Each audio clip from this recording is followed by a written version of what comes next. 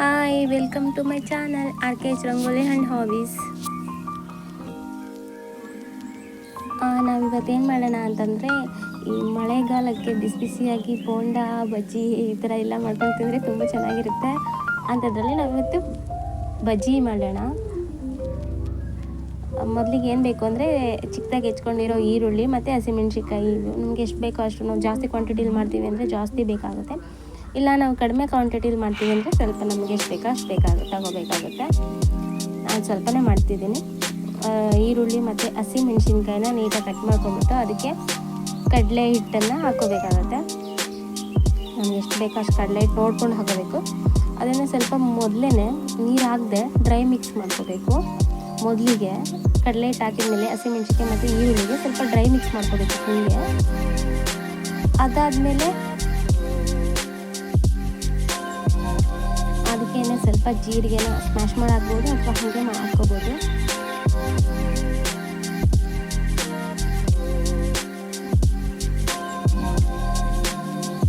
Next ಸ್ವಲ್ಪ soda ಬೇಕಾಗುತ್ತೆ. Soda ಒಂದು ಚಿಟಿಕೆ ಆದರೆ ಸಾಕು. ಸೋಡಾ ಹಾಕಲ್ಲ ಅನ್ನೋದಾದರೆ ಒಂದು ಸ್ವಲ್ಪ ಎಣ್ಣೆ ಬಿಸಿ ಮಾಡಿಬಿಟ್ಟು ಹಾಕ್ಕೊಂಡು ಆಗುತ್ತೆ, ಚೆನ್ನಾಗೇ ಬರುತ್ತೆ ಕ್ರಿಸ್ಪಿಯಾಗಿ. ನಾನು ಸ್ವಲ್ಪ ಸೋಡಾನ ಹಾಕಿದ್ದೀನಿ. ಆಮೇಲೆ ಸ್ವಲ್ಪ ಉಪ್ಪು, ಚಿಕ್ಕ ಪಾತ್ರೆ ಹಾಕ್ಬೋದು, ದೊಡ್ಡ ಪಾತ್ರೆ ಹಾಕ್ಬೋದು. ನಾನು ಸ್ವಲ್ಪ ದೊಡ್ಡ ಉಪ್ಪನ್ನೇ ಸ್ಮ್ಯಾಶ್ ಮಾಡಿ ಹಾಕ್ಕೊಂಡಿದ್ದೀನಿ. ಅದನ್ನೆಲ್ಲ ಹಾಕಿದ್ದಾದ್ಮೇಲೆ ಸ್ವಲ್ಪ ಮಿಕ್ಸ್ ಮಾಡಬೇಕಾಗುತ್ತೆ. ಹಂಗೆ ನೀರು ಹಾಕ್ತೇನೆ ಸ್ವಲ್ಪ ಡ್ರೈ ಮಿಕ್ಸ್ ಮಾಡ್ಕೋಬೇಕಾಗುತ್ತೆ. ಆವಾಗ ನಾವು ಆ ಥರ ಮಾಡ್ಕೊಳ್ಳೋದ್ರಿಂದ ಎಲ್ಲ ಕಡೆ ನಾವು ಹಾಕಿರೋದನ್ನು ನೀಟಾಗಿ ಸ್ಪ್ರೆಡ್ ಆಗುತ್ತೆ.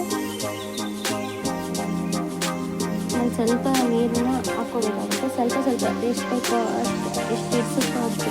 ಅಂದರೆ ತುಂಬ ತೆಳ್ಳಗಾದರೆ ಸ್ವಲ್ಪ ಚೆನ್ನಾಗಾಗಲ್ಲ. ಇದು ಸ್ವಲ್ಪ ಗಟ್ಟಿನೇ ನಾವು ಕಲಿಸ್ಕೋಬೇಕು.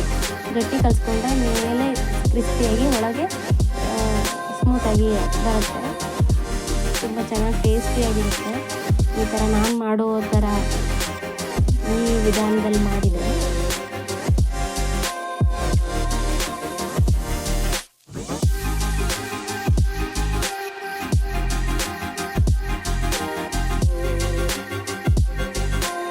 ನೀಟಾಗಿ ಕಲಿಸ್ಕೋಬೇಕು. ಎಲ್ಲ ಕಡೆ ನೀಟಾಗಿ ಎಲ್ಲ ನೀಟಾಗಿ ಈರುಳ್ಳಿಗೆಲ್ಲ ನೀಟಾಗಿ ಕೂತ್ಕೊಳ್ಳೋ ಥರ ನೋಡ್ಕೋಬೇಕು ನಾವು ಕೈಯಲ್ಲಿ ಯಾವ ಹದದಲ್ಲಿದೆ ಅಂತ.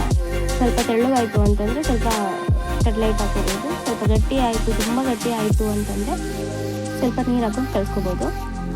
ಆಮೇಲೆ ಎಣ್ಣೆ ಬಿಸಿಗಿಟ್ಟು ಎಣ್ಣೆ ಕಾದ್ಮೇಲೆ ನಾವು ಈ ರೀತಿಯಲ್ಲಿ ಉಂಡೆ ಆ ಥರ ಅಥವಾ ನಮಗೆ ಕೈಗೆ ಬರೋ ಥರ ನಾವು ಎಷ್ಟು ಬೇಕಷ್ಟು, ನಮಗೆ ಸ್ವಲ್ಪ ದೊಡ್ಡಕ್ಕೆ ಬೇಕು ಅಂದರೆ ದೊಡ್ಡಕ್ಕೆ, ಚಿಕ್ಕಕ್ಕೆ ಬೇಕು ಅಂದರೆ ಚಿಕ್ಕಕ್ಕೆ ಸ್ವಲ್ಪನೇ ತೊಗೊಂಡು ಹಾಕ್ಕೋಬೇಕು.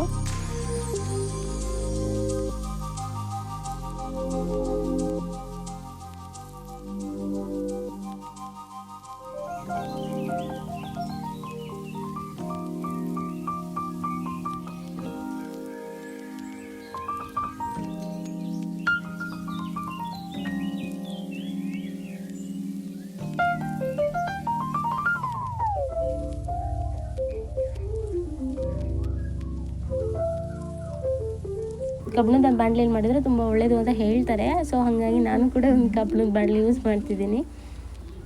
ಅದರಲ್ಲೇ ಮಾಡ್ತಿರೋದು. ಅದಕ್ಕೆ ಈ ಥರ ಕಾಣಿಸ್ತಿದೆ ಕಬ್ಬಿಣದ ಬಾಣಲೆ. ಅದು ಈ ಥರ ನಾವು ಮೇಲೆ ಸ್ವಲ್ಪ ಕೆಳಗೆ ಬೆಂದ ಮೇಲೆ ತಿರ್ಗಾಕೊಂಡ್ರೆ ಅದು ನೀಟಾಗಿ, ಅಂದರೆ ನಾವು ಯಾವ ರೀತಿ ಗ್ಯಾಸ್ ಫ್ಲೇಮ್ ಇಟ್ಕೋಬೇಕು ಅಂದರೆ ತುಂಬ ಜೋರಾಗಿ ಇಟ್ಕೋಬಾರ್ದು, ತುಂಬ ಸ್ಲೋ ಆಗಿ ಇಟ್ಕೋಬಾರ್ದು. ತುಂಬ ಜೋರಾದರೆ ಅಂದರೆ ಮೇಲೆಲ್ಲ ಬೆಂದೋಗ್ಬಿಡುತ್ತೆ, ಒಳಗೆಲ್ಲ ಹಸಿ ಇಟ್ಟಿಟ್ಟು ಹಾಗೆ ಇರುತ್ತೆ. ತುಂಬ ನಾವು ನಿಧಾನಕ್ಕೆ ಕಡಿಮೆ ಉರಿ ಇಟ್ಕೊಂಡ್ವಿ ಅಂತಂದರೆ ಅದು ತುಂಬ ಎಣ್ಣೆ ಹೀರ್ಕೊಳ್ಳುತ್ತೆ. ಆಮೇಲೆ ನೀಟಾಗಿ ಕುಕ್ಕಾಗಿರಲ್ಲ ಅದು ಒಳಗೆಲ್ಲ. ಸೊ ಹಾಗಾಗಿ ನಾವು ಮೀಡಿಯಮ್ದಲ್ಲೇ ಇಟ್ಕೊಂಡ್ಬಿಟ್ಟು ಫ್ರೈ ಮಾಡ್ಕೋಬೇಕಾಗುತ್ತೆ. ಮೀಡಿಯಮ್ ಉರಿಲೇ ಇಟ್ಕೊಂಡು ನಾವು ಎಲ್ಲವನ್ನು ಫ್ರೈ ಮಾಡ್ಕೋಬೇಕು. ಆವಾಗವಾಗ ಸ್ವಲ್ಪ ಮೇಲೆ ಕೆಳಗೆ ಮಾಡ್ತಿರಬೇಕು. ಅಂದರೆ ಮೊದಲು ಹಾಕಿರೋದು ಬೇಗ ಫ್ರೈ ಆಗುತ್ತೆ. ಹಿಂದೆ ಹಾಕಿದ್ದು ಅಷ್ಟು ಫ್ರೈ ಆಗಿರಲ್ಲ. ಅದನ್ನು ನೀಟಾಗಿ ನೋಡಿಕೊಂಡು ಫ್ರೈ ಮಾಡ್ಕೋಬೇಕಾಗುತ್ತೆ.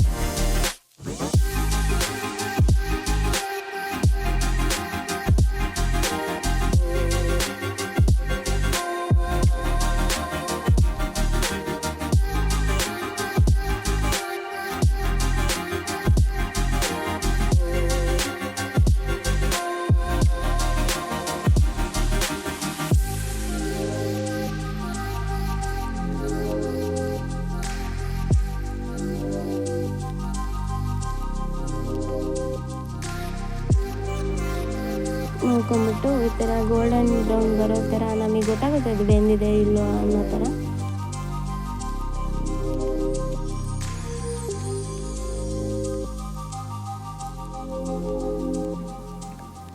ಈ ಮಳೆಗಾಲದಲ್ಲಿ ಟೀ ಜೊತೆ ಒಂದು ಸರಿ ಈ ರೀತಿ ನಾನು ಮಾಡಿರೋ ಥರ ಈರುಳ್ಳಿ ಬಜ್ಜಿ ಟ್ರೈ ಮಾಡಿ, ಟೇಸ್ಟ್ ಹೇಗಿದೆ ಅಂತ ಕಮೆಂಟ್ ಮಾಡಿ.